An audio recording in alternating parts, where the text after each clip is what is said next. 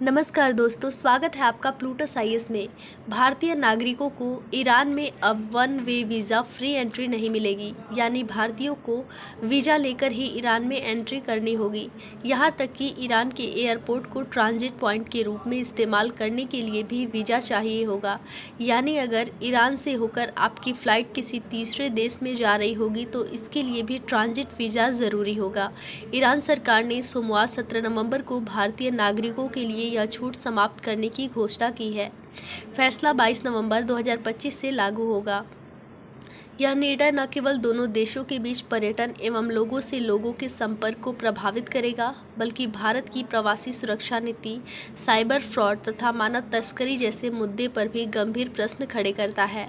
UPSC के दृष्टिकोण से यह मुद्दा अंतर्राष्ट्रीय संबंध, आंतरिक सुरक्षा तथा प्रशासन के कई आयामों को छूता है।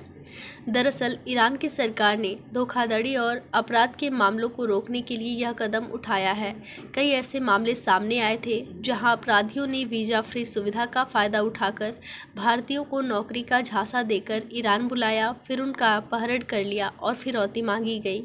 ईरान सरकार के फैसले के बाद भारतीय विदेश मंत्रालय ने भी भारतीय नागरिकों के लिए एडवाइजरी जारी कर दी है। एमईए ने एडवाइजरी में बताया, सरकार का ध्यान कई ऐसे घटनाओं की ओर गया है जिसमें भारतीय नागरिकों को नौकरी के झूठे वादे या तीसरे देश में ले जाने का भरोसा देकर ईरान ले जाया गया। वीज़ा छूट सुविधा का फ़ायदा उठाकर इन लोगों को ईरान ले जाया गया, फिर वहां पहुंचने पर उनसे कई फिरौती के लिए किडनैप कर लिया गया। इस्लामिक रिपब्लिक ऑफ ईरान की सरकार ने इसलिए 22 नवंबर 2025 से ईरान जाने वाले आम भारतीय पासपोर्ट होल्डर्स के लिए मौजूद वीज़ा छूट सुविधा को सस्पेंड कर दिया है। इस कदम का मकसद अपराधियों द्वारा सुविधा का गलत इस्तेमाल करने से रोकना है। इस तारीख से आम पासपोर्ट वाले भारतीय नागरिकों को ईरान में आने या वहां से गुजरने के लिए वीज़ा लेना होगा। विदेश मंत्रालय ने आगे ईरान जाने वाले सभी भारतीय नागरिकों को सलाह देते हुए कहा कि वे सतर्क रहें और ईरान के जरिए तीसरे देश में वीज़ा फ्री यात्रा ऑफर देने वाले एजेंटों से बचें। बताते चले कि अब ईरान में भारतीय नागरिक 15 दिन तक बिना वीज़ा के रह सकते थे।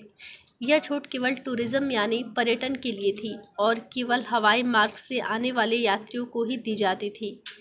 ईरान का यह निर्णय दर्शाता है कि किसी भी उदार वीज़ा नीति का दुरुपयोग अंततः उसी नीति को समाप्त कर देता है। यह घटना केवल एक देश विशेष नीति की नहीं, बल्कि वैश्विक स्तर पर बेरोजगारी, साइबर अपराध तथा मानव तस्करी के अंतर संबंध को रेखांकित करती है। भारत के लिए यह अवसर वह अपनी प्रवासी नीति को अधिक वैज्ञानिक, डेटा आधारित तथा नागरिक केंद्रित बनाए, क्योंकि विदेश नीति की सबसे बड़ी सफलता तब होती है जब वह अपने नागरिकों को सबसे सुरक्षित महसूस कराए। यह मुद्दा यूपीएससी मुख्य परीक्षा के जीएस पेपर 2 और जीएस पेपर 3 के लिए महत्वपूर्ण है। ऐसे ही और लेटेस्ट न्यूज़ के लिए हमारे इस वीडियो को लाइक करें, शेयर करें और चैनल को सब्सक्राइब करें।